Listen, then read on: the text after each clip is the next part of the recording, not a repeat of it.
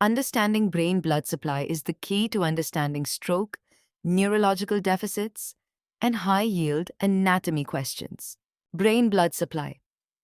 The brain, despite being only about 2% of body weight, receives nearly 15 to 20% of cardiac output, a reflection of its enormous metabolic demand and zero tolerance for ischemia. Its blood supply comes from two paired systems: the internal carotid arteries, anterior circulation, and the vertebro-basilar system, posterior circulation, which unite at the base of the brain via the circle of Willis to ensure collateral flow and protection against occlusion. Venous drainage follows a separate route through the dural venous sinuses and deep cerebral veins, eventually emptying into the internal jugular veins. Understanding this vascular map isn't just anatomy for its own sake. It's the key to localizing strokes, predicting clinical syndromes. This is the circle of Willis, an arterial ring at the base of the brain that provides collateral circulation. If one artery blocks, blood reroutes through this ring to keep the brain supplied. Remember it with AAIPP: anterior communicating artery, anterior cerebral arteries, internal carotid arteries, posterior communicating arteries, and posterior cerebral arteries. 5 components forming one ring. 2 exam points to remember. This is the classic site for berry aneurysms, and a complete circle exists in only 40 to 60% of people, which is why some strokes are silent and others are devastating. The brain gets its blood from 2 systems: the anterior circulation. The internal carotid system supplies about 80% of the brain, giving off the ACA, MCA, anterior choroidal artery, and posterior communicating artery. The posterior circulation, the vertebro-basilar system, supplies the remaining 20%, made up of the vertebral arteries, basilar artery, PICA, AAK, SKA, and PCA.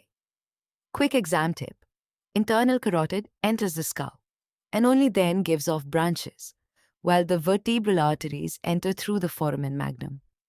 And both systems connect through the circle of Willis, giving the brain its collateral backup. The anterior cerebral artery supplies the medial surface of the brain, the frontal and parietal lobes, paracentral lobule, corpus callosum, and fornix. Remember the mnemonic ACA equals LEG, because the medial surface represents the leg area of the motor and sensory cortex. So an ACA stroke classically causes contralateral leg weakness greater than arm weakness, along with sensory loss, urinary incontinence, and behavioral changes like abulia, a lack of motivation. High-yield pearl. Medial surface equals leg area, and leg weakness beats arm weakness in ACA strokes. The middle cerebral artery supplies the lateral surface of the brain. Frontal and parietal lobes, temporal gyri, insula, and basal ganglia. Remember MCA equals FA, face and arm. It's the most commonly occluded artery in ischemic stroke, causing contralateral face and arm weakness greater than leg.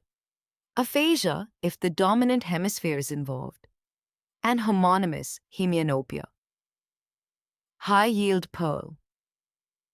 MCA supplies face and arm. That weakness pattern is the hallmark of an MCA stroke. The posterior cerebral artery supplies the occipital lobe, inferior temporal lobe, thalamus, and midbrain. Remember, PCA equals PIC. Think picture, because it feeds the visual cortex. A PCA stroke classically causes contralateral homonymous hemianopia, the most common visual defect, along with memory impairment and, if the dominant hemisphere is involved, alexia without agraphia. High-yield fact. PCA infarct is the most common cause of isolated homonymous hemianopia. The vertebro-basilar system supplies the brainstem and cerebellum through 3 key branches: SCA, AICA, and PICA. arising from the basilar and vertebral arteries in that order. SCA up top, AICA in the middle, PICA below. Each has a signature syndrome. PICA occlusion causes Wallenberg syndrome. AICA involvement gives vertigo, tinnitus, and hearing loss. SCA involvement causes ataxia and intention tremor, and basilar artery thrombosis causes locked-in syndrome. High-yield fact: the vertebro-basilar system mainly supplies the posterior fossa, brainstem, and cerebellum.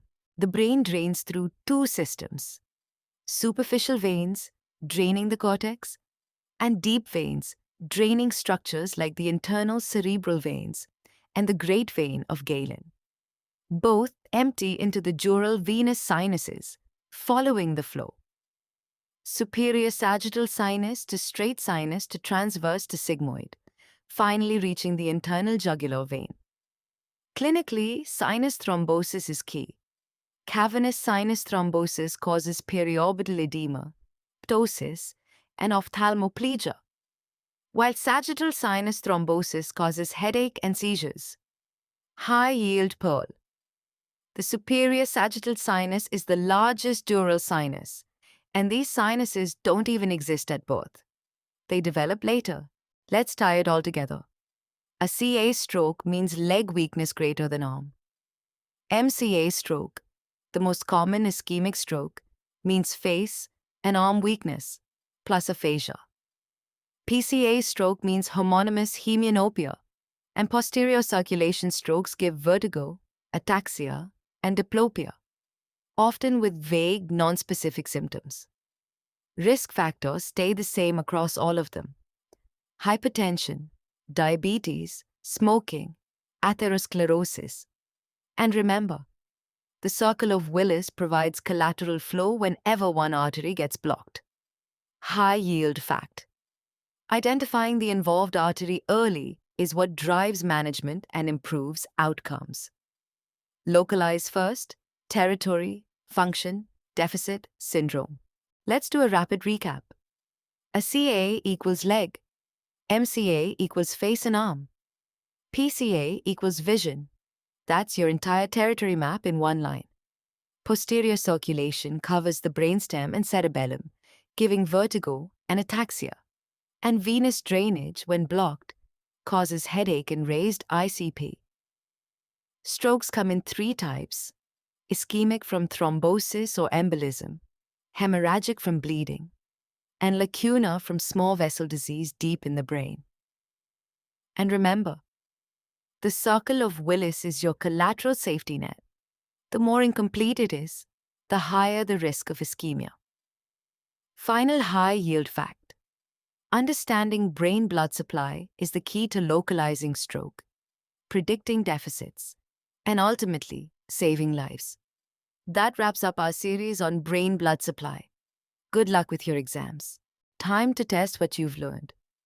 These MCQs cover the classics: ACA supplying the medial frontal and parietal lobes, MCA causing face and arm weakness, PCA causing visual hallucinations and hemianopia, PICA causing Wallenberg syndrome, and the sigmoid sinus draining into the internal jugular vein.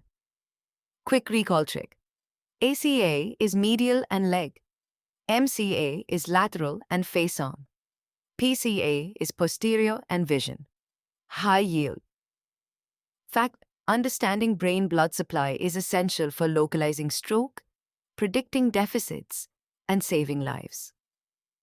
Practice these questions until this territory function deficit pattern becomes second nature. And here's your complete final summary in one frame. Anterior circulation: ACA and MCA from the carotid system. Posterior circulation: PCA, vertebral, and basilar from the vertebro-basilar system. Every artery follows the same pattern: territory, function, deficit. That's your key to localization. Quick recall: a CA is leg, MCA is face and arm, PCA is vision, PICA is medulla, AICA is hearing, SCA is the top of the cerebellum. And remember, The circle of Willis is always your collateral safety net. Final take-home message: understand the blood supply, localize the lesion, identify the deficit, and you save the brain. That's a wrap on brain blood supply. See you in the next video. Thanks for watching this complete series on brain blood supply. If it helped you, hit like, drop your topic suggestions in the comments, and share it with your friends who need it too. Subscribe and hit the bell so you don't miss the next one. Remember, study smart, stay consistent, succeed. See you in the next video.